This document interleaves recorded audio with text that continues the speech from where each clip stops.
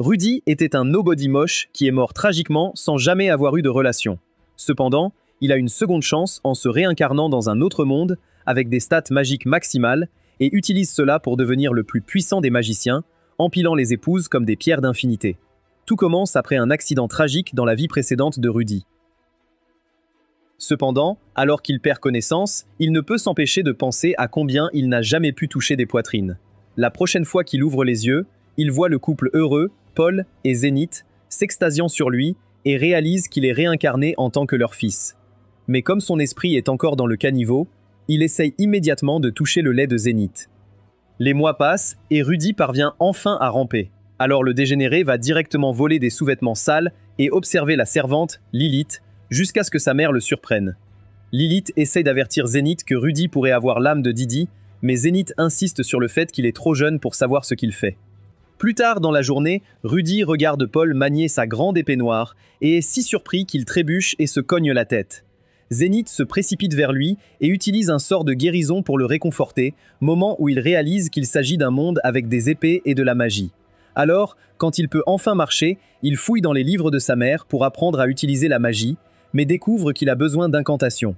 Pour s'entraîner, il dit le sort et invoque une bulle d'eau, mais elle tombe au sol. Il se concentre alors pour faire jaillir l'eau et tire accidentellement de l'eau sans dire d'incantation.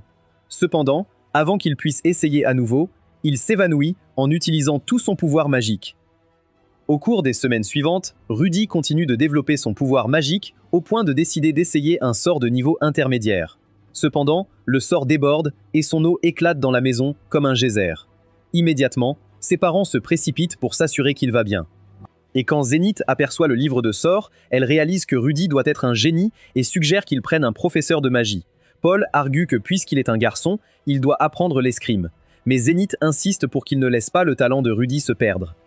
À cela, Lilith intervient et suggère que Rudy apprenne les deux. Le lendemain, un professeur de magie arrive au village pour le travail, mais il s'avère que c'est une petite fille aux cheveux bleus nommée Roxy. Et même si Rudy préfère les grandes, il décide qu'il l'épousera un jour. Après, Roxy se rend dans le jardin avec Rudy pour lui enseigner les bases des sorts.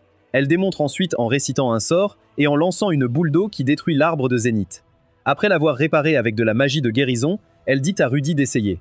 Rudy essaye donc de suivre les règles et de réciter le sort, mais quand il voit les sous-vêtements de Roxy, il perd sa concentration et tire son liquide avant de finir le sort.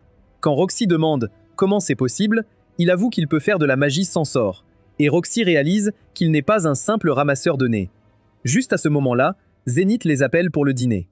Et alors que Rudy regarde sa nouvelle famille avec joie, il se dit qu'un gros sans-emploi comme lui peut réussir dans ce monde.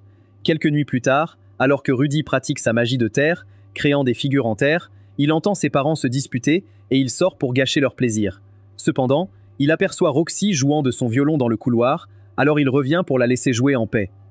Quelques nuits plus tard, alors que Roxy fait la leçon à Rudy sur les démons, elle le surprend en train de fixer son artefact sacré et lui donne un coup sur la tête. Elle explique alors que ses parents ont été surpris de la voir le premier jour de son travail, car la couleur de ses cheveux la trahissait comme une démon. Curieux, Rudy demande pourquoi, et Roxy raconte comment une race de démons connue sous le nom de Supar a autrefois massacré des humains et a été chassée du continent démon.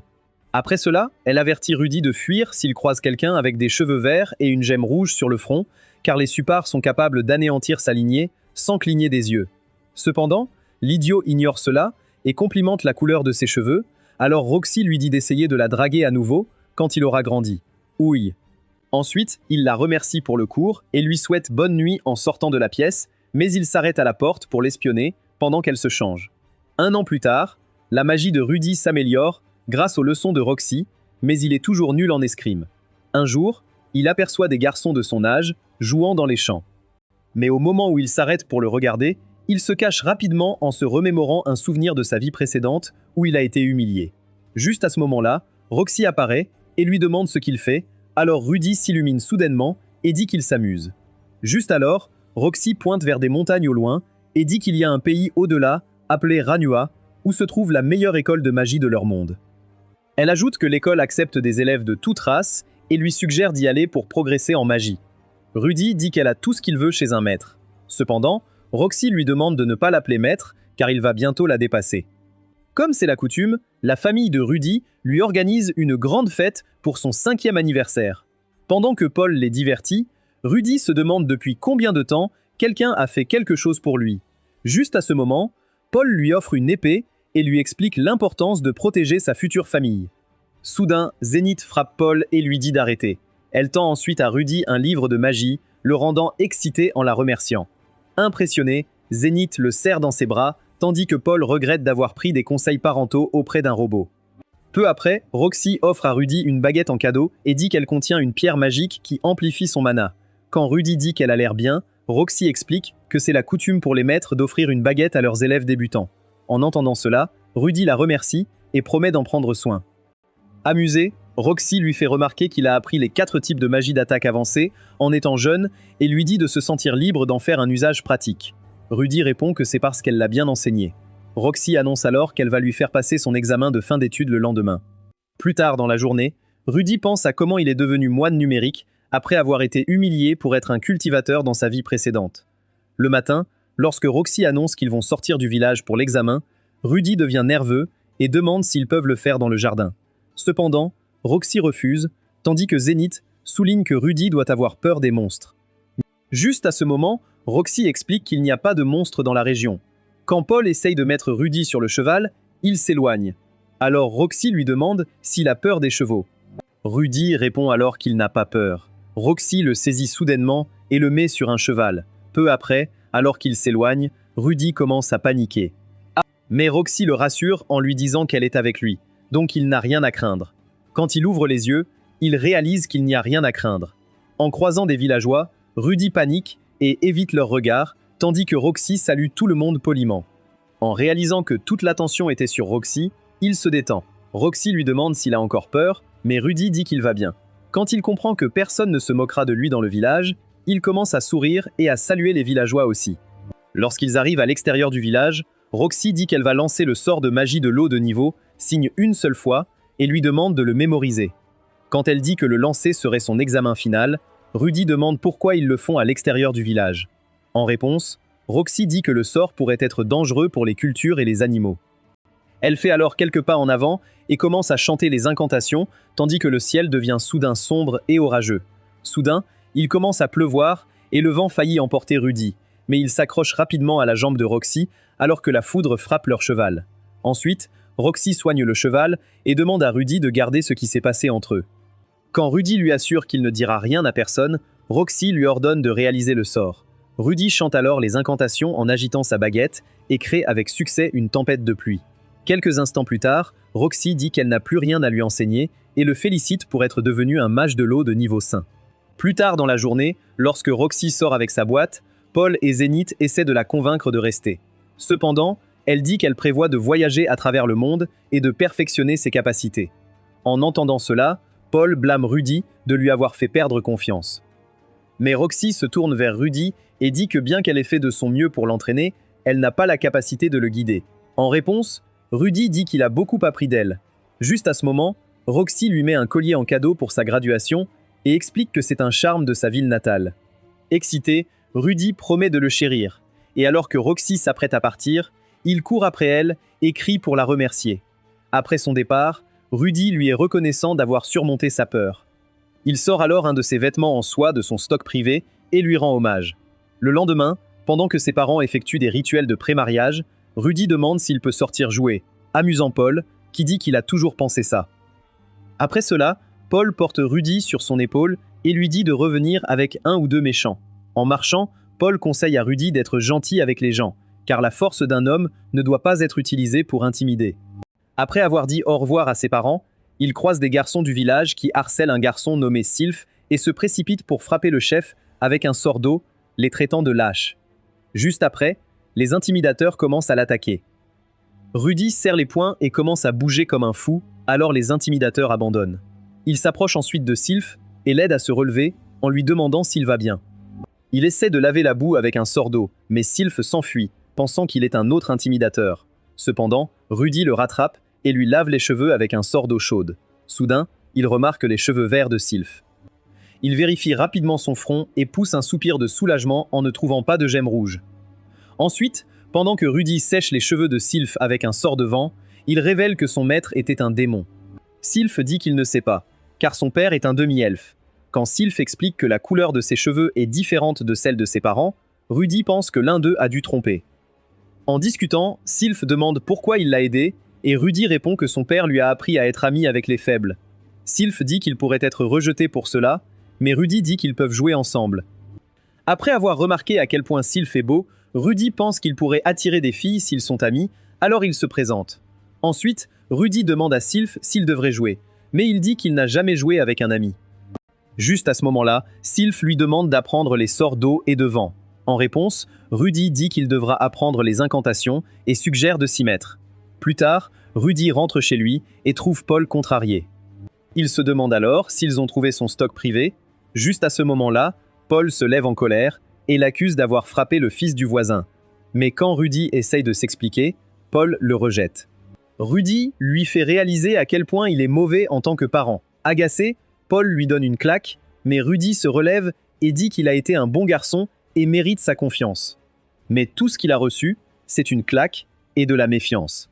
Quand il admet avoir causé la blessure du garçon, mais refuse de s'excuser, Paul lui demande ce qui s'est passé. Il dit simplement que la prochaine fois qu'il verra des intimidateurs s'en prendre à un garçon sans défense, il les rejoindra et fera savoir à tout le monde qu'il a appris cela de son père. Ensuite, il s'allonge dans les champs et Rudy réalise à quel point Sylph est beau. Cela lui rappelle qu'il avait une amie d'enfance qui s'est mariée, tandis que lui, il se contente de rêver. Soudain, il commence à pleuvoir. Rudy et Sylph rentrent vite chez eux, où Lilia dit qu'elle a préparé le bain. En arrivant, Rudy se déshabille et demande à Sylph de le rejoindre. Mais il reste là, émerveillé par le champignon de Rudy.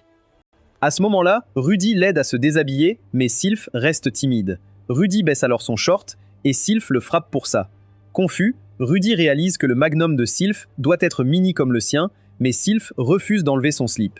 Se sentant trompé, Rudy tire violemment sur le slip, faisant pleurer Sylph, qui réalise qu'il a joué avec une fille tout ce temps. Soudain, Paul entre et demande à Rudy ce qu'il fait, mais Rudy reste là, sans rien dire.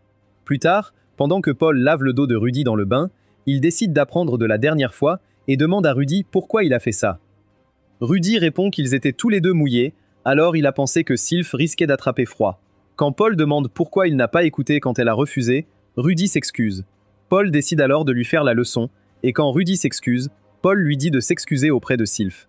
Inquiet, Rudy demande si elle va un jour lui pardonner, et Paul dit que oui, si c'est sincère. Après s'être habillés, Paul et Rudy descendent et s'excusent auprès de Sylph, ajoutant qu'il pensait qu'elle était un garçon tout ce temps. En entendant cela, Sylph serre Zénith dans ses bras et commence à pleurer, tandis que Paul réalise à quel point son fils est bête. Le lendemain, pendant l'entraînement avec Rudy, Paul demande s'il s'est réconcilié avec Sylph et il dit que rien ne semble aller. Paul lui donne alors quelques astuces de drague pour la reconquérir. Juste à ce moment-là, Sylph arrive, alors Paul pousse Rudy et il s'approche de Sylph pour lui dire qu'il lui manque son joli visage. Cependant, en s'approchant d'elle, Sylph recule. Alors, il dit à Sylph qu'elle doit probablement le détester maintenant. Sylph prend alors ses mains et lui dit d'agir normalement, car elle ne le déteste pas. Un peu plus tard, Zénith annonce qu'elle est enceinte. Et pendant qu'il célèbre cela, Lilia annonce aussi qu'elle est enceinte, surprenant tout le monde. Comme l'instrument de Rudy n'est pas assez développé pour faire le travail, tous les regards se tournent vers Paul, qui s'excuse rapidement et dit qu'il est le père. Juste à ce moment-là, Zénith s'approche de lui et le gifle, tandis que Rudy les regarde, confus. Ensuite, quand Zénith demande à Lilia quels sont ses projets, elle répond qu'elle partira après avoir aidé à l'accouchement de Zénith et qu'elle élèvera son enfant dans sa ville natale. Zénith dit alors que le voyage sera risqué, puisqu'elle sera épuisée par l'accouchement, mais Lilia dit qu'elle n'a nulle part où aller. Quand Paul essaie d'intervenir, Zénith le fait taire. Pendant ce temps, Rudy pense à leur chance de survie lors du voyage, car il neigera à cette période de l'année. En voyant Zénith réfléchir, Rudy se dit qu'il doit faire quelque chose, car Lilia a toujours pris soin de lui et a gardé son secret sur sa cachette. Rudy s'approche alors de Zénith et demande pourquoi tout le monde est si triste alors qu'il va avoir 2 frères et sœurs. En réponse, Zénith explique que Paul et Lilia ont eu des relations derrière son dos. À ce moment-là, Rudy accuse Paul d'avoir menacé Lilia avec quelque chose et affirme que ce n'est pas sa faute. Pendant qu'il concocte une histoire pour faire tomber Paul, ce dernier essaye de se défendre, mais Zénith le fait taire avec colère. Zénith demande alors à Lilia si c'est vrai, mais quand elle dit que ce n'est pas le cas, Zénith dit qu'elle couvre juste Paul. Après cela, Rudy déclare qu'il serait bien que le nouveau bébé ait un ami avec qui jouer, tout comme il joue avec Sylph. Pour la convaincre davantage, Rudy dit qu'il n'est pas prêt à dire au revoir à Lilia, alors elle lui dit qu'elle peut rester, car ils sont de la famille. Quelques jours plus tard, pendant qu'il s'entraîne avec des épées en bois, Paul attaque Rudy, qui lui demande de ne pas s'en prendre à lui. Pendant ce temps, Lilia se demande pourquoi elle a été sauvée, alors qu'elle est celle qui a réellement séduit Paul, car elle a toujours entendu Zénith jouer chaque nuit et voulait aussi goûter à la magie de Paul. Elle tend donc un piège, et Paul tombe dedans. Avant tout cela, Lilia redoute l'homme de culture caché en Rudy, mais maintenant elle pense à la façon dont il l'a sauvé lorsqu'il a su ce qui s'était passé. À cause de cela, elle décide de rendre l'appareil à Rudy en laissant son bébé à naître lui servir. Plusieurs mois plus tard, Paul joue avec ses nouveaux bébés, Norn et Aïcha. Pendant que Rudy se demande si l'ancien imbécile n'a rien de mieux à faire. Soudain, les bébés commencent à pleurer, et leur mère s'occupe d'eux. Rudy regarde et dit à Sylph qu'il aimerait être un grand frère cool pour les bébés. Ensuite, Lilia commence à parler à Rudy, et il découvre qu'elle et Paul ont étudié l'escrime ensemble quand ils étaient jeunes, mais Paul lui a pris sa virginité et a fui la salle d'entraînement. Plus tard, pendant l'entraînement, Rudy voit Paul comme un déchet, mais le respecte pour sa force. Quand il reproche à Rudy de mal jouer à l'épée, Rudy lui rappelle que ce qui craint vraiment, c'est de tromper sa femme et de presque détruire sa famille. Après cela, Rudy lui dit de garder sa bite là où elle appartient s'il a compris la leçon. Cependant, Rudy lui rappelle qu'il n'est qu'un garçon, mais Paul l'accuse d'être toujours sur Sylph. Ensuite, Paul révèle que les élèves commencent à aller à l'école vers son âge et lui demande s'il doit y aller alors qu'il sait déjà lire et écrire. Non impressionné, Rudy dit qu'il espérait y trouver des filles mignonnes. Mais Paul lui conseille de rester avec Sylph. Et par coïncidence, Sylph apparaît. Peu après, alors qu'il traîne sous un arbre, Sylph demande à Rudy ce qu'il devrait faire. Mais comme il est distrait, elle lui fait remarquer qu'il a l'air déprimé récemment. Rudy dit alors qu'il se sent bloqué car il ne progresse ni en magie ni en escrime. Juste à ce moment-là, Sylph demande s'il prévoit de quitter le village. Mais au moment où Rudy dit qu'il le fait, elle se jette sur lui et lui dit de ne pas partir. Quand elle commence à pleurer, il lui assure qu'il ne partira pas et se demande pourquoi il a même pensé à la laisser derrière alors qu'il pourrait passer son temps paisiblement dans le village. Plus tard dans la journée, alors que Rudy se remémore son moment avec Sylphie, Paul entre chez lui, agaçant Rudy, qui essaye de le pousser dehors, mais s'arrête quand Paul dit qu'il a une lettre. En l'ouvrant, il réalise que c'est de Roxy qui dit qu'elle reste dans un royaume et qu'elle donne des cours à un prince, qui est aussi un homme de culture comme lui. De plus, Roxy déclare qu'elle a enfin maîtrisé la magie de l'eau de classe royale. Le lendemain, pendant l'entraînement, une charrette arrive à la maison et une dame beastfolk musclée, nommée Ghislain, en sort, surprenant Rudy. Juste à ce moment-là, Zénith sort pour l'accueillir et présente Norn. Quand Lilia dit à Rudy qu'ils vont lui manquer et que Zénith l'embrasse au revoir, il se demande ce qui se passe. Paul lui demande alors ce qu'il fera s'il lui est demandé de rester éloigné de Sylphie, et Rudy dit qu'il ne l'écouterait pas. Rapidement, Rudy répond avec un sort explosif, mais Paul sort de la fumée et continue d'attaquer, tandis que Rudy se défend avec des sorts. Juste à ce moment-là, Paul exécute une technique de l'épée de style dieu de l'eau et met Rudy KO. Des heures plus tard, Rudy se réveille et se retrouve dans une charrette avec Ghislain. Il se présente alors. Ghislain déclare qu'ils vont travailler ensemble à partir de ce moment. Ensuite, Ghislain lance une lettre à Rudy et lui dit de la lire à voix haute car elle ne sait pas lire. En l'ouvrant, il réalise que c'est une lettre de Paul lui disant qu'il a obtenu un emploi où il devra donner des cours à une noble. Après cela, Rudy réalise qu'il lui est interdit de rentrer ou de contacter sa famille pendant les 5 prochaines années car il est très probable qu'il couche avec Sylph. Rudy pense que c'est pour le mieux car Sylph ne grandira pas si elle n'apprend pas à résoudre ses problèmes. En entendant ça, Rudy comprend que Paul a tiré quelques ficelles pour lui obtenir ce travail. Philippe demande alors ce qu'il sait, et Rudy révèle qu'on lui a dit que s'il enseigne à une fille pendant 5 ans, son inscription à l'université de magie sera payée. Philippe dit alors qu'il va lui présenter sa fille, puis ils discuteront. Ensuite, il se dirige vers une autre partie du manoir, et en chemin, Philippe annonce qu'il a trouvé un nouveau professeur. Dès que Rudy aperçoit Eris, son instinct de danger s'active, mais il s'approche d'elle et se présente comme un gentleman. Peu impressionné, Eris lui fait remarquer qu'il est plus jeune qu'elle. Et quand Rudy dit que ça n'a pas d'importance, Eris le gifle et lui reproche de lui répondre. Immédiatement, Rudy riposte, surprenant tout le monde. Cependant, juste au moment où il s'apprête à faire son discours de victoire, Eris lui donne un coup sur la joue. Et quand il tombe sur le dos, elle s'agenouille sur ses bras et lui assène des coups de poing. Soudain, Rudy la repousse avec un sort de vent et s'enfuit pendant qu'elle le poursuit, menaçant de l'éteindre. Heureusement, Rudy se cache sous une table et se demande pourquoi personne ne lui a dit qu'il allait devoir gérer une folle. Plus tard, quand il rencontre Philippe pour discuter, il dit qu'il n'a jamais vu un monstre aussi vicieux de sa vie. Après s'être assis, Philippe demande s'il va abandonner, mais Rudy répond qu'il ne peut pas rentrer chez lui car Paul se moquera de lui. Impressionné, Philippe dit que la plupart des enseignants abandonnent à ce stade et demande à Rudy s'il a un plan. Après avoir réfléchi et réalisé qu'il ne s'en sortira pas vivant s'il affronte la folle aux cheveux rouges, Rudy suggère de la tromper pour qu'elle veuille étudier. Curieux, Philippe lui demande les détails du plan pendant que l'ancien tuteur d'Eris écoute attentivement. Quelques instants plus tard, Rudy se rend dans sa chambre et s'assoit sur le lit en espérant que son plan fonctionne. Juste à ce moment-là, il enlève le collier que Roxy lui a donné et prie les dieux de le garder en vie dans son nouveau travail. Plus tard, Rudy se réveille et découvre qu'il a les mains liées, alors il vérifie une boîte à proximité et trouve Eris endormie dedans. Juste à ce moment-là, Eris se réveille et se demande ce qui se passe. Rudy lui dit qu'ils ont été enlevés. Il brûle alors ses cordes avec un sort de feu, en disant qu'elle pourrait faire de même si elle savait utiliser la magie. L'ignorant, Eris se dirige vers la porte et appelle Ghislain. Mais un des ravisseurs fait soudain irruption et lui cloue le bec avec ses bottes. Quand l'homme a fini avec elle, il se tourne vers Rudy et le frappe au visage. Rapidement, il se rend auprès d'Eris et la soigne à moitié. Quand Eris lui demande de la guérir complètement, Rudy lui dit de le faire elle-même. En réponse, Eris dit qu'elle ne sait pas comment, alors il lui dit qu'elle peut apprendre.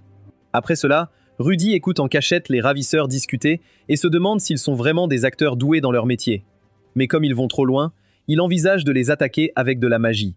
Ne sachant pas à quel point ils sont forts, il décide de retirer les barres de fer de la fenêtre et dit à Eris qu'il s'en va. Eris lui dit alors de l'emmener avec lui pendant que le ravisseur essaye de revenir. Cependant, Rudy ferme la porte avec de la magie de terre et fait semblant de partir. Eris lui dit de ne pas la laisser. Rudy essaye alors de lui faire promettre d'être bien sage. Quelques instants plus tard, les ravisseurs font irruption, mais ils sont tous les deux partis. Dans une ruelle, Rudy guérit complètement Eris, et dès qu'elle se sent bien, elle recommence à parler. Rudy lui dit donc au revoir et s'éloigne pendant qu'Eris continue d'agir de manière têtue. Cependant, quand elle entend les ravisseurs les appeler, elle suit Rudy et accepte de se comporter. Peu après, Rudy lit un panneau et réalise qu'ils sont dans une ville près de Roa. Quand Eris dit qu'elle ne sait pas lire, Rudy lui fait remarquer qu'elle pourrait rentrer chez elle toute seule si elle savait lire et faire des calculs. Juste à ce moment-là, Eris dit qu'il devrait tout faire puisqu'il est son tuteur, mais Rudy précise qu'il n'a pas encore été engagé puisqu'elle a dit qu'elle ne l'aimait pas. Plus tard, ils prennent un carrosse pour retourner à Roa et Rudy dit qu'il devrait être en sécurité. Quand Eris accepte, Rudy pense que le plan a fonctionné. Et juste à ce moment-là, il croise l'ancien tuteur d'Arès. Excité, Rudy court pour le rencontrer, mais quelqu'un attrape soudainement Eris et l'entraîne dans une ruelle. Rapidement, Rudy les suit et bloque leur chemin avec un sort de terre. Il demande alors au kidnappeur de la laisser partir tout en menaçant de le brûler avec un sort de feu. Cependant, le tuteur arrive et dit qu'Eris a un rendez-vous quelque part loin et propose à Rudy une part s'il les rejoint. Curieux, Rudy demande si la somme suffira pour deux à l'université de magie, et le tuteur lui assure que c'est plus que suffisant. Cependant, Rudy dit qu'il ne peut pas être acheté, alors il lève la main et tire un sort de feu dans le ciel. Après l'explosion de feu d'artifice, Rudy attaque les kidnappeurs et reprend Eris. Soudain, le kidnappeur lui lance une épée, mais Ghislain arrive juste à temps pour briser l'épée et éliminer tous les kidnappeurs dans une attaque rapide et sanglante. En voyant Ghislain, le tuteur commence à trembler et tombe au sol. Lorsqu'il retourne au manoir, Philippe se précipite à leur rencontre et demande ce qui s'est passé. Juste à ce moment-là, Ghislain jette le tuteur, qui est ligoté au sol, alors qu'il implore pour sa vie. Philippe ordonne donc qu'il soit jeté en prison. Ensuite, Rudy se sent triste d'avoir perdu le travail. Il pense alors à tout ce qui s'est passé et à la façon dont il a failli mourir. Quand il se dirige vers la porte, Eris lui dit de s'arrêter et dit qu'elle lui donnera une permission spéciale pour l'appeler par son prénom. Lorsqu'elle confirme qu'il a eu le job, Rudy la remercie. Le lendemain, en jouant aux échecs avec Rudy, Philippe le félicite d'avoir prouvé sa valeur, mais Rudy dit qu'il devrait s'excuser d'avoir mis Eris en danger. Après cela, il dit qu'il peut comprendre pourquoi quelqu'un voudrait enlever Eris, mais demande pourquoi il voudrait de lui. En réponse, Philippe explique que les gens de leur lignée peuvent être utilisés physiquement ou politiquement, et lui dit de donner tout le crédit à Ghislain si quelqu'un demande, car c'est pourquoi ils ont une reine épée comme elle pour prévenir de tels problèmes. Juste à ce moment-là, Hilda, la femme de Philippe, entre. Philippe le présente donc comme le nouveau tuteur d'Eris, tandis que Rudy la fixe avec envie. Cependant, Elle l'ignore et s'éloigne comme s'il était invisible. Pendant que Rudy se demande ce qu'il a fait de mal, Soros, le seigneur du manoir, entre en demandant le fils de Paul. Rapidement, Rudy se présente poliment, surprenant le vieil homme, qui se demande alors s'il est vraiment le fils de Paul. Après que Philippe ait présenté Soros comme son père, Soros demande s'il a vraiment sauvé Harris, mais Rudy donne tout le crédit à Ghislain. Agacé, Soros demande s'il ment. Rudy déclare donc que Philippe lui a dit de ne parler à personne de son implication dans le sauvetage. Juste à ce moment-là, Soros appelle Philippe et le frappe au visage en l'appelant ingrat. Philippe dit alors qu'il prévoit de remercier chaleureusement Rudy puisqu'il fait partie de la famille, tandis que Rudy réalise d'où vient la violence d'Eris. Après cela, Soros demande à Rudy d'enseigner la magie à Eris, mais Rudy dit qu'elle devra lui demander elle-même si elle le veut vraiment. Quand Soros s'énerve, Rudy dit qu'elle pourrait grandir trop fière pour demander poliment ce qu'elle veut. En entendant cela, Soros acquiesce et appelle Eris, lui disant de demander à Rudy elle-même si elle veut vraiment apprendre la magie. Juste à ce moment-là, Eris s'approche et se tient fièrement devant lui, mais Soros l'interrompt et dit que ce n'est pas comme ça qu'on fait une demande. Juste à ce moment-là, Eris s'incline légèrement et attrape ses cheveux en suppliant Rudy de lui apprendre la magie. Plus tard, lorsque Rudy commence son enseignement, Ghislain fait attention tandis qu'Eris essaye son sort de feu sur des rideaux dans la pièce et dit qu'elle pourra bientôt faire des feux d'artifice comme Rudy. En voyant cela, Rudy éteint rapidement le feu et dit qu'il aimerait qu'elle soit aussi enthousiaste pour les maths et d'autres matières. Cependant, il remarque qu'Eris a disparu. Il sort donc pour la chercher et la trouve en train de faire la sieste dans les écuries. Il essaye de la réveiller, mais le démon en lui se réveille. Il commence donc à lui faire un test de pression sur ses formes. Rapidement, il revient à lui et dit à Eris de se réveiller, mais elle se retourne simplement, lui offrant une vue de ses belles jambes. Cela excite Rudy. Il décide donc d'aller jusqu'au bout, mais au moment où il atteint sous la jupe d'Eris, elle se réveille. Elle le frappe avec un coup de poing et un coup de pied qui le jette hors de l'écurie. Plus tard, Rudy s'approche de Ghislain, en pleurant pour lui demander des conseils sur Eris. À ce moment-là, Rudy fait signe à Ghislain, qui raconte qu'elle pensait toujours que l'épée était tout ce dont elle avait besoin, jusqu'à ce que ses anciens compagnons se marient et la laissent seule. Voyant l'intérêt d'Eris, Ghislain dit que c'est pour ça qu'elle veut apprendre les maths. En entendant cela, Eris s'assoit et reprend ses notes, demandant à Rudy de continuer la leçon. Alors qu'ils s'affrontent, Ghislain dit à Rudy de rester concentré, mais Eris lui montre le bout moche de son épée. Elle se sent nulle en escrime, mais Ghislain rappelle qu'elle s'entraîne depuis plus longtemps. Rudy explique qu'il a peur quand quelqu'un est face à lui et attaque. Soudain, Eris lui donne un coup de tête avec son épée et lui dit d'arrêter d'être une chochotte. Quelques jours plus tard, Rudy remarque qu'Eris vibre en classe comme si elle allait craquer. Il prend ses jambes à son cou, réalisant qu'elle n'a pas eu de jour de repos depuis des mois. Eris dit qu'elle sait et propose de partir. Rudy la complimente sur sa robe, mais elle le rabroue. En arrivant en ville, Eris est super excitée pendant que Rudy note les prix. À ce moment-là, un homme invite Rudy à découvrir quelque chose. En arrivant à son stand, il ouvre une boîte et révèle un élixir qui pourrait le rendre plus célèbre que Johnny Sins. Eris jette un œil à son carnet et dit qu'elle ne sait pas lire. Mais Rudy répond que l'important est qu'il peut les lire. Elle exige de savoir ce qu'il écrit, alors Rudy en profite pour tester ses maths. Sur le chemin du retour, Rudy aperçoit un dragon volant dans le ciel et panique. Ghislain explique que c'est la forteresse volante de Pérugius, le roi dragon armé. Rudy réalise que c'est une des histoires que ses parents lui lisaient quand il était plus jeune. Il demande si le dragon vole depuis 400 ans, et Ghislain confirme. Juste au moment où il pense que son jour de repos a porté ses fruits, Eris lui présente une boîte d'aphrodisiaques, surprenant Rudy. Elle dit qu'il avait l'air de vraiment en vouloir. Rudy essaye de changer de sujet, mais Eris dit à Ghislain de le saisir. Rudy tente de se libérer, mais finit par faire tomber le flacon. En voyant le liquide se répandre, Rudy se précipite et laisse échapper que c'est un aphrodisiaque. Curieuse, Eris demande ce que cela signifie. Avant que Rudy ne puisse s'échapper, les filles le saisissent et l'interrogent. Plus tard, Rudy regarde avec étonnement Eris s'entraîner avec Ghislain. Elle déclare qu'Eris pourrait bientôt atteindre un rang avancé, ce qui l'excite, tandis que Rudy se sent idiot à ne rien faire. Cependant, les maths d'Eris sont toujours nulles, et quand Rudy le souligne, elle se fâche. Impressionnée, sa mère lui sourit, mais le sourire disparaît en voyant Rudy, ce qui le fait se demander si Paul lui a brisé le cœur. Un soir, alors que Rudy admire une statuette de Roxy qu'il a faite, une prof de danse nommée Edna se présente à sa porte et se présente. Il lui offre un verre de vin pendant qu'elle explique qu'une fête sera bientôt organisée pour l'anniversaire d'Eris et qu'elle dansera à l'événement. Alors que Rudy admire cela, Edna dit qu'Eris apprend déjà, mais qu'elle a besoin de plus de temps pour pratiquer. Elle lui demande donc de lui accorder un peu de son temps de cours, et Rudy accepte. Après le départ d'Edna, Rudy est excité car il aura du temps libre. Quelques jours plus tard, Rudy décide d'aller à la bibliothèque pendant que Philippe recommande un livre. En l'ouvrant, Rudy réalise qu'il ne peut pas le lire. Philippe dit alors qu'il est écrit en langue des dieux bêtes. En entendant cela, Rudy dit qu'il aimerait apprendre une autre langue pendant son temps libre. Impressionné, Philippe dit qu'il pourrait engager des bêtes comme serviteurs avec cette langue. Et en voyant le sourire étrange sur le visage de Rudy, il demande s'il est aussi fasciné par les gens bêtes. Soudain, ils commencent à se lier sur leur amour mutuel pour les oreilles duveteuses et les queues poilues. Après cela, Rudy dit qu'il aimerait aussi apprendre d'autres langues. Philippe lui permet donc d'emprunter des livres à la bibliothèque. Un peu plus tard, Rudy écrit à Roxy et lui parle des nouvelles langues qu'il apprend. Ensuite, alors qu'il étudie la langue des dieux de la bataille, Rudy tombe de sa chaise et sort, mais aperçoit Eris qui s'enfuit de chez Edna. Juste à ce moment-là, il demande ce qui s'est passé, et Edna explique qu'Eris n'arrive pas à maîtriser la danse et pourrait se ridiculiser pour son anniversaire. À ce moment-là, Rudy demande si elle veut qu'il fasse quelque chose, et Edna lui demande de l'aider à convaincre Eris de revenir en cours. Peu après, Rudy trouve Eris en train de se détendre aux écuries, et quand il s'approche d'elle, elle le pousse. Rudy essaie alors de la convaincre de retourner en cours, mais elle dit qu'elle est nulle en danse et qu'il ne comprendrait pas parce qu'il est bon en tout.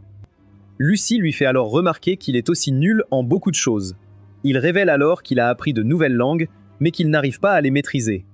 Quand Rudy dit qu'il va persévérer, Eris demande pourquoi, et il répond qu'il se sent mieux quand il apprend. Il lui demande alors si elle va retourner au cours de danse et propose de l'aider, mais Eris lui donne un coup sur la tête. Juste après, elle s'éloigne et lui dit de la suivre. Peu après, Rudy aide Eris à pratiquer sa danse. Mais comme elle bouge trop vite, elle finit par les faire tourner tous les deux et envoie Rudy contre un mur. Plus tard, Rudy rend visite à l'étal de l'homme qui lui a vendu l'aphrodisiaque et lui vend la statuette de Roxy pour une pièce d'or. Quelques jours plus tard, Rudy reçoit un colis et se demande ce qu'il contient. Il l'ouvre et réalise que c'est une lettre de Roxy. Rapidement, il la renifle pour sentir son parfum et sort la lettre. Roxy avait écrit pour lui dire qu'elle n'était pas surprise qu'il soit maintenant tuteur et à propos de son élève cultivé qui n'arrête pas d'essayer de goûter à ses douceurs. Dans la lettre, Roxy a écrit qu'elle a rédigé un manuel sur les langues pour lui et l'a envoyé dans le colis, et a aussi révélé que son élève a récemment acheté une statuette qui lui ressemble et n'arrête pas de faire des choses salaces avec. Impressionné, Rudy est excité que son travail lui soit parvenu et félicite le prince d'avoir un bon œil. Après cela, il consulte le manuel et décide de lui lécher les pieds s'il la rencontre à nouveau. Ensuite, pendant l'entraînement avec Eris, ils parviennent tous les deux à la fin, sans se casser de os. Edna commente alors qu'elle pourrait vraiment y arriver pour son anniversaire. Quand l'anniversaire d'Eris arrive enfin, Soros annonce le début de la fête. Et quand Rudy aperçoit Eris dans sa robe, sa mâchoire tombe. Il annonce alors que quiconque veut son soutien doit danser avec Eris. Un gars s'avance alors et demande à danser avec elle. Cependant, peu après que la musique et la danse commencent, Eris trébuche et s'écrase au sol, surprenant tout le monde. Juste à ce moment-là, Soros lui dit de se relever, tandis que le public commence à murmurer sur sa pitoyabilité. Juste après, Rudy s'approche d'elle et lui demande de danser, tandis que tout le monde se demande d'où il vient. Soudain, ils dansent comme ils ont pratiqué, mais elle trébuche presque. Rudy lui demande si elle est nerveuse, et elle répond que Soros regarde. Rudy lui dit de fermer les yeux et la trompe, en lui faisant croire qu'il lui a lancé un sort. Eris ferme les yeux et danse comme si c'était son activité préférée. Quand la musique s'arrête, la salle éclate en applaudissements et Sorus les soulève sur ses épaules. Plus tard, Edna demande à Rudy comment cela s'est passé, et il explique qu'Eris a des pas trop rapides.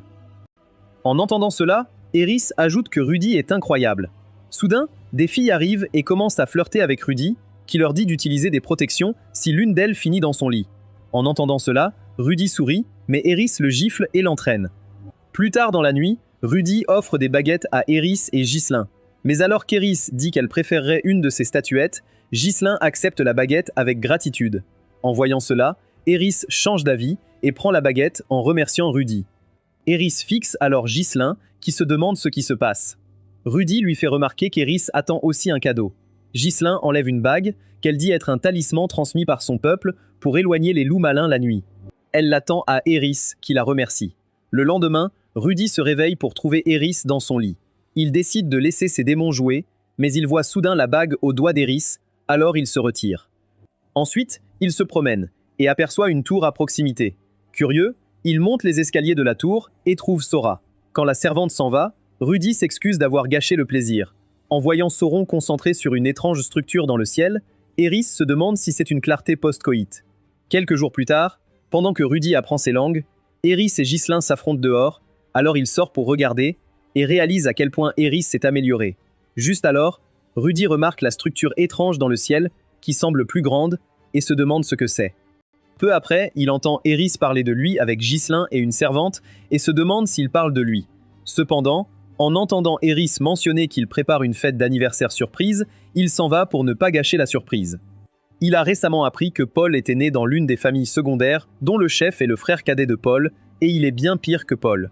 À cause de cela, il ne peut pas avoir une grande fête comme celle d'Eris. Il canalise alors ses émotions en jouant au squash seul et décide de commencer à pleurer. Quelques jours plus tard, Rudy remarque que tout le monde semble occupé, et Ghislain essaye de lui changer les idées en parlant de ses 3 langues apprises en 2 ans. En réponse, Rudy dit que c'est grâce à elle. Après cela, il dit qu'il a faim et propose d'aller prendre un encas, mais Ghislain bloque rapidement la porte et suggère qu'il parle encore un peu. À ce moment-là, Rudy réalise que c'est probablement son jour surprise. Juste alors, Rudy montre à Ghislain une statuette de elle qu'il a faite. Et quand Ghislain remarque que sa queue manque, il dit qu'il doit d'abord vérifier, sachant qu'elle ferait tout pour le garder dans la pièce. Il demande alors à Ghislain de lui montrer la base de sa queue. Sans hésiter, Ghislain lui offre ses galettes de riz durcies. Pendant qu'il tripote son derrière en béton, une servante entre. Ensuite, Rudy entre dans une salle où tout le monde lui souhaite un joyeux anniversaire et l'accueille avec des applaudissements. Juste alors, Eris lui tend un bouquet, le faisant pleurer. En l'examinant, Rudy réalise combien cela doit coûter. Il la remercie et la fête commence. Il ajoute que Hilda n'a pas pu s'y faire. Elle le détestait de vivre alors que ses fils n'étaient pas là. Il propose alors à Rudy d'épouser Eris et de reprendre la famille avec lui. Surpris, Rudy demande ce qu'on attend de lui. En entrant dans sa chambre, Rudy trouve Eris et se demande pourquoi elle est là. Elle dit qu'elle est là pour lui tenir compagnie. Il se demande si Philippe l'a poussé à le faire et regarde sa tenue de nuit. Soudain, il s'imagine avec Eris. Alors qu'il se plaint de s'être attaqué à une diablesse rousse, Eris revient et dit qu'elle le pardonne. Pendant ce temps, dans son village, Paul chasse des monstres et regrette de ne pas pouvoir être à l'anniversaire de Rudy. Quand Sylph demande ce que c'est, Zénith dit que c'est quelque chose que Rudy chérit. En réponse, Zénith dit qu'il y a des démons puissants qui pourraient la manger. Elle commence à pleurer. Loin de là, l'élève de Roxy s'endort en classe. Alors Roxy sort prendre l'air et voit aussi les nuages sombres. Pendant ce temps, sur la forteresse volante, Pérugius remarque la mana qui s'accumule et se demande qui veut défaire le sceau. Lorsqu'il essaie un sort d'eau, il réalise à quel point le bâton est impressionnant. Il s'arrête en voyant la mana. Cependant, Ghislain croise le fer avec lui et demande qui il est. Almanfi se présente et dit qu'elle est là pour tuer.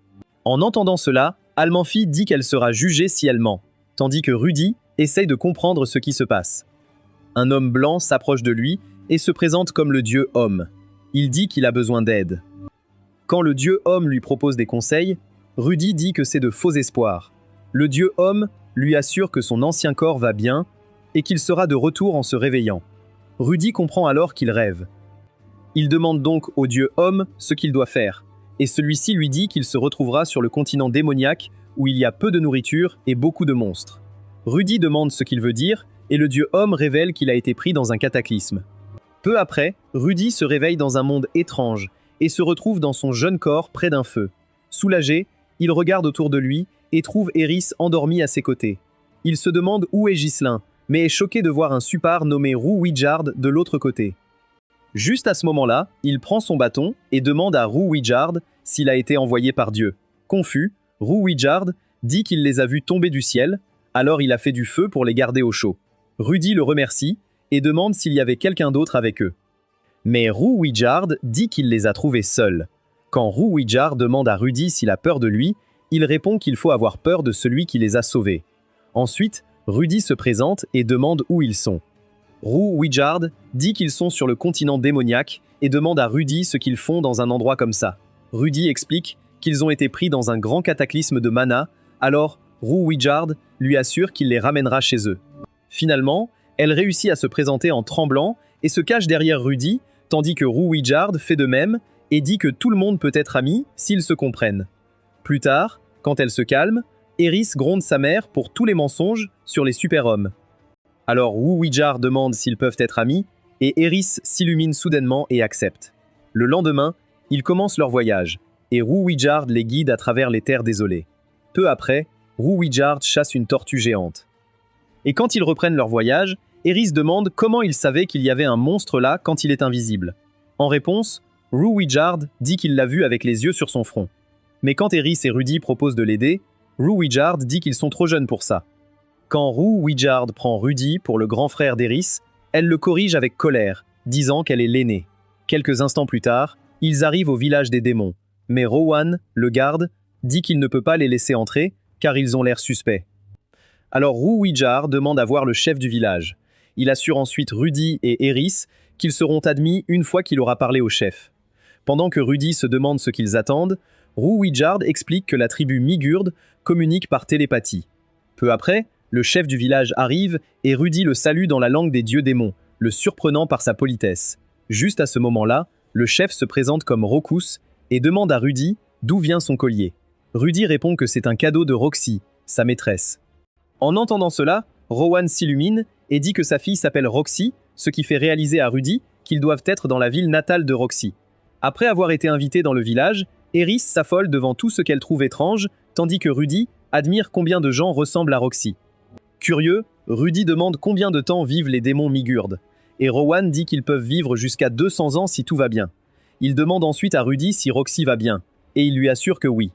Cependant, Rokus lui rappelle qu'il ne peut pas entrer dans les villes, alors Wu Weijard dit qu'il fera tout ce qu'il faut, même détruire des villes. En entendant cela, Rokus commente que Wu Weijard est déterminé avec les jeunes et demande s'il pourra atteindre son but avec une approche forcée. Rudy demande si les rumeurs sur sa tribu sont vraies, et Wu Weijard dit que non. Il explique ensuite que Laplace a trahi sa tribu. Curieux, Rudy veut en savoir plus, alors Wu Weijard raconte comment Laplace a uni les tribus démoniaques et leur a offert de nouvelles lances qui les ont transformés en meurtriers sans esprit. En conséquence, les Supars ont anéanti tout être vivant à portée de vue, y compris leur famille. Wu Weijard déclare alors que sa lance est l'âme de son fils, qui s'est sacrifié pour le libérer de la malédiction, et ajoute qu'il est de sa responsabilité, en tant que leader, de redorer leur blason. En entendant cela, Rudy se demande comment Wu Weijard a pu vivre avec de tels regrets pendant des siècles et lui promet de l'aider. Le lendemain, alors que Rudy et ses compagnons se préparent à quitter le village, Rowan leur présente sa femme, surprenant Rudy par sa jeunesse. Juste à ce moment-là, Rowan lui dit de dire à Roxy de venir le voir si jamais il la croise et lui remet une épée en cadeau pour le remercier d'avoir apaisé leurs inquiétudes au sujet de Roxy. Après cela, ils prennent congé et Rudy dit à Ruigar qu'il a hâte de voyager avec lui.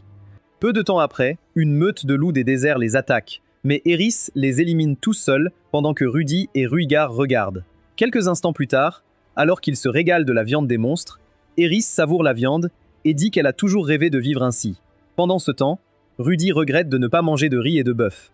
Quelques jours plus tard, ils arrivent dans une ville appelée Rekulisu, où la sécurité est renforcée car un rapport a signalé la présence d'un dead-end près de la ville. Quand Eris et Rudy se demandent s'ils sont arrivés au royaume animal et demandent ce que signifie dead-end, Wu Weijard explique qu'il y a de nombreuses tribus de démons et ajoute qu'il a été surnommé dead-end dans de nombreuses villes car les gens pensent qu'ils mourront s'ils le rencontrent. Quand il se demande quoi faire, Wu Weijard dit qu'il pourrait sauter par-dessus la falaise de la ville, mais Rudy le retient et dit que toute la ville va paniquer. Juste à ce moment-là, il aperçoit un minéral bleu sur une roche et dit qu'il a une idée. Peu après, il marche vers les portes de la ville, annonçant qu'ils viennent de Migurd et entre en toute sécurité dans la ville, puisque personne ne reconnaît le nouveau look de Wu Weijard. Ensuite, il décide de se rendre à la guilde des aventuriers. Et quand ils entrent dans le bâtiment, ayant l'air d'étrangers, Rudy annonce l'entrée de Wu Weijard en l'appelant Dead End. Mais comme il ressemble à une expérience de mode ratée, tout le monde commence à rire d'eux.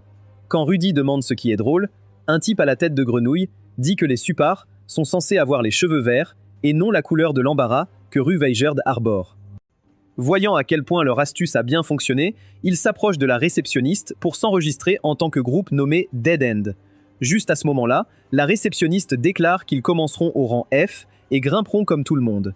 Après qu'elle ait ajouté qu'ils ne peuvent obtenir que des quêtes de rang F, ils se dirigent vers le tableau des quêtes, espérant s'enrichir rapidement. Cependant, Nokopara, un type à la tête de cheval, apparaît et suggère de commencer par des quêtes comme « retrouver un chat perdu ». Quand il se moque d'eux, Rudy suggère qu'ils partent avant que les esprits ne s'échauffent. En sortant, Eris dit qu'elle a hâte de tuer des dragons. Mais Rudy propose qu'ils célèbrent leur succès. Rue Weyard demande alors comment c'est un succès. Et Rudy dit qu'ils ont réussi à dissimuler son identité. Peu après, Rudy dit qu'il pourrait réellement améliorer la réputation des Supars s'il continue à faire de bonnes actions et dit à Rue Weyard de ne pas perdre son costume. Plus tard dans la journée, ils arrivent dans une ville et décident de se reposer pour la nuit. Et quand ils visitent une auberge, des aventuriers demandent à Eris si elle est une débutante et l'invitent à manger avec eux. Quand elle ne répond pas, Kurt, le chef du groupe, tire sur son manteau, brisant son bouton en lui disant de ne pas l'ignorer. Soudain, elle les envoie tous voler avec un coup de poing et donne à Kurt une raclée mémorable. Rapidement, Rudy intervient et soigne les aventuriers, tandis que Rue Weyard calme Eris. Rudy explique alors qu'Eris ne parle pas le langage des démons, alors Kurt propose qu'ils rejoignent son groupe. Cependant, Rudy explique qu'ils sont un groupe de 3 en leur disant que leur groupe s'appelle Dead End. Les aventuriers paniquent et se demandent s'ils sont devenus fous. Juste à ce moment-là, les aventuriers se présentent comme les Tokuribout Tuft. Ensuite, quand ils obtiennent une chambre, Rudy se dit qu'ils vont bientôt être à court d'argent puisque l'auberge leur a coûté presque tout ce qu'ils avaient. Quelques instants plus tard, Rudy s'endort et le dieu homme apparaît dans ses rêves et se vante d'avoir eu raison au sujet de Ruijerd. Quand Rudy demande quel est son prochain conseil, le dieu homme lui dit d'accepter la quête du chaton perdu pour mettre fin à ses soucis. Juste à ce moment-là, Rudy se réveille et trouve Eris éveillée, alors il lui demande pourquoi elle ne dort pas. Eris demande alors s'ils vont rentrer chez eux et constate que tout le monde va bien. En réponse, Rudy lui assure que tout ira bien. Le lendemain matin, ils sortent à la recherche du chaton perdu. Et comme ils craignent d'être perdus, Rue Weyard leur assure qu'il peut voir le chaton avec son troisième œil. Après avoir suivi le chaton un moment, ils arrivent à une grotte où Eris remarque une mauvaise odeur. Juste à ce moment-là, Rue Weyard souligne que bien que la grotte contienne de nombreux animaux, ils doivent être prudents. Ils entrent alors et trouvent le chaton en cage. Surpris, Rudy fait remarquer que la bête n'est pas un chaton et commente que tout est plus grand sur le continent des démons, sauf sa saucisse. Juste quand ils examinent d'autres animaux en cage, les kidnappeurs d'animaux apparaissent. Rudy lance alors un sort de terre et les fait couler, tandis que Rudy et Ragar les pincent au mur pendant que Rudy les lie avec un sort. Alors que le démon menace de les tuer, Rudy s'approche pour l'interroger, mais le démon le frappe et l'envoie voler. À cause de cela, Rue Weyard décapite le démon, effrayant les autres démons. Choqué, Rudy demande à Rue Weyard pourquoi il a fait ça, et il répond que c'est sa punition pour avoir attaqué un jeune. Immédiatement, Rudy et Eris expriment leur désapprobation et supplient Rue Weyard de ne plus prendre de vie s'il tient à la réputation des Supars. En entendant cela, les démons, Jalil et Viskel, réalisent qui est Rue Weyard, alors ils implorent pour leur vie. Ensuite, Rudy demande pourquoi ils ont les animaux en cage, et les démons confessent qu'ils ont kidnappé les animaux. Et quand un emploi de pet perdu est affiché, ils le prennent et font semblant de chercher pour une récompense. Quand Rue Weyard s'approche d'eux pour les exécuter, Rudy l'arrête rapidement et demande aux démons s'ils sont des aventuriers. Quand ils confirment cela, Rudy les interroge et découvre qu'ils sont des rangs D qui pourraient monter de grade, mais sont restés à ce rang pour obtenir des emplois de pet perdus. Juste à ce moment-là, il propose qu'ils fassent équipe, surprenant tout le monde, surtout Rue Weyard, qui demande pourquoi il s'associe avec des vilains. En réponse, Rudy dit qu'il a un plan et révèle qu'ils peuvent gagner de l'argent et améliorer la réputation des Supars s'ils travaillent ensemble. Cependant, Rue Weyard dit qu'il ne travaillera jamais avec des vilains, alors Eris le frappe et le percute pour son obstination. Quand Eris lui dit de partir s'il le souhaite, Rue Weyard dit qu'il a promis de les ramener chez eux, et ils n'auront pas ses promesses. Ensuite, les démons sortent de la guilde et déclarent qu'ils ont amélioré leur rang comme il l'a demandé. Alors Rudy leur dit de prendre un emploi de rang B le lendemain, pendant qu'ils prendront un emploi de rang F. En entendant cela, les démons demandent s'il essaie de les inciter à changer de travail, et Rudy confirme cela. Quand ils demandent s'il y a un problème avec ça, les démons disent que ce n'est rien. Rudy leur dit ensuite de répandre le nom Dead End quand ils terminent un travail. En réponse, Jalo dit que c'est déjà un nom populaire, mais Rudy insiste pour qu'il s'assure que tout le monde sache à quel point le groupe est décent. Juste à ce moment-là, Nokopara apparaît et demande à Jalil ce qu'ils font avec les nouveaux. Il demande ensuite qui est le chef de leur groupe, et Jalil révèle qu'il est mort. Imperturbable, Nokopara demande de quoi les deux groupes discutent et suppose que le groupe de Jalil essaye de se donner de l'importance pour impressionner les nouveaux, mais il le laisse faire ses suppositions. Ailleurs, Roxy revient dans sa vieille ville et la voit dévastée. Alors elle se dépêche de vérifier le mur où les morts sont listés. Mais après des heures de recherche, elle ne trouve pas le nom de Rudy, ni celui de sa famille. Alors elle se sent soulagée. Juste à ce moment-là, des aventuriers apparaissent en parlant de Paul. Alors elle demande s'ils le connaissent. Après le cataclysme de Mana, Zénith, Lilia et Aïcha avaient disparu. Alors Paul et Norn se dirigent vers la patrie de Zénith, espérant la retrouver là-bas. Pendant ce temps, Rudy et son groupe acceptent un travail pour enquêter sur un monstre mystérieux dans une forêt pétrifiée. Ils s'enfoncent donc dans la forêt, se demandant quel genre de monstre cela va être. Après être entrés profondément dans la forêt, ils tombent sur les Tokura-Butu Tuft, en train de se disputer avec un autre groupe, et réalisent qu'il y a eu une double réservation pour la quête. Comme aucun des groupes n'est prêt à céder, ils décident tous de continuer la quête. Juste au moment où Eris suggère qu'ils avancent aussi, Ruvijar dit qu'il s'inquiète parce qu'ils sont tous jeunes, mais Rudy fait remarquer que les autres groupes pourraient découvrir qu'il est un super s'ils travaillent ensemble. Ruwigerd demande alors à Rudy s'il préfère les voir mourir. Alors Rudy suggère qu'ils suivent le groupe au cas où les choses tournent mal. Agacée, Eris dit qu'elle attend avec impatience de combattre quelque chose de fort pour une fois. Quelques instants plus tard, alors qu'ils les suivent, Ruwigerd dit que le groupe est imprudent et se demande s'ils sont conscients qu'ils sont entourés de monstres. Soudain, une énorme araignée tombe devant eux, et quand ils reculent, un serpent géant bloque leur chemin. Voyant cela, Ruwigerd dit qu'il va aider, mais Rudy l'arrête et suggère qu'ils attendent pour les faire apprécier le sauvetage, pensant qu'il les soignera s'ils sont blessés et améliorera la réputation de leur groupe en le faisant. Malheureusement, lorsque les monstres attaquent, l'un des aventuriers est projeté sur un arbre et meurt immédiatement. Alors Ruwigerd se précipite et élimine l'araignée avec sa lance, tandis qu'Eris attaque le serpent géant et lui coupe la tête. Après cela, Ruwigerd aide les aventuriers restants à se relever et demande à Rudy pourquoi il l'a arrêté alors qu'il aurait pu sauver le mort. En réponse, Rudy dit qu'il pensait que cela fonctionnerait pour atteindre son but. Malgré cela, Ruwigerd le plaque contre un arbre et lui demande si cela vaut la peine de gaspiller la vie d'un jeune. Juste à ce moment-là, Kurt prend la parole et se blâme pour la mort de son camarade. Cependant, Ruwigerd dit que les jeunes ne peuvent pas être tenus responsables.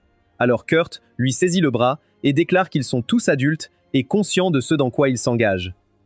Il ajoute ensuite que c'est de sa faute d'avoir mal jugé la difficulté du travail et commence à pleurer. Ruwigerd le lâche alors et s'excuse auprès de Kurt de l'avoir rabaissé, lui et ses camarades. Après avoir vu les deux aventuriers survivants, Rudy et son groupe retournent terminer la quête, mais entendent soudain des bruits de combat. Rapidement, ils se précipitent pour trouver tous les aventuriers massacrés par un cobra à capuche rouge. En voyant cela, Ruwigerd dit qu'il ne s'attendait pas à en trouver un dans la forêt, et confirme que cela doit être le monstre mystérieux. Pendant que le cobra se régale du dernier aventurier, Rudy demande à Ruwigerd s'ils ont une chance. Et quand il confirme qu'ils en ont, il décide de sauver l'aventurier. Soudain, Rudy lance des sorts de feu sur le cobra, tandis que Ruwigerd l'attaque avec une lance. Pendant ce temps, Eris saute sur le cobra, mais ne peut pas l'ouvrir avec son épée, alors le cobra la renverse. Juste à ce moment-là, Rudy lance d'autres sorts, donc le cobra se dirige vers lui. Mais Ruwigerd l'arrête pendant qu'Eris coupe un côté du monstre. Soudain, Rudy attaque le cobra avec un sort qui fait un trou à travers lui. Alors qu'Eris célèbre, Rudy remercie Ruwigerd, qui se sent triste car ils n'ont pas réussi à sauver l'aventurier. En retournant en ville, l'idiot au visage de cheval les arrête en chemin et souligne qu'ils portent beaucoup de bagages. En réponse, Rudy dit qu'ils ont eu de la chance, mais l'idiot demande s'ils aimeraient voir leur complice.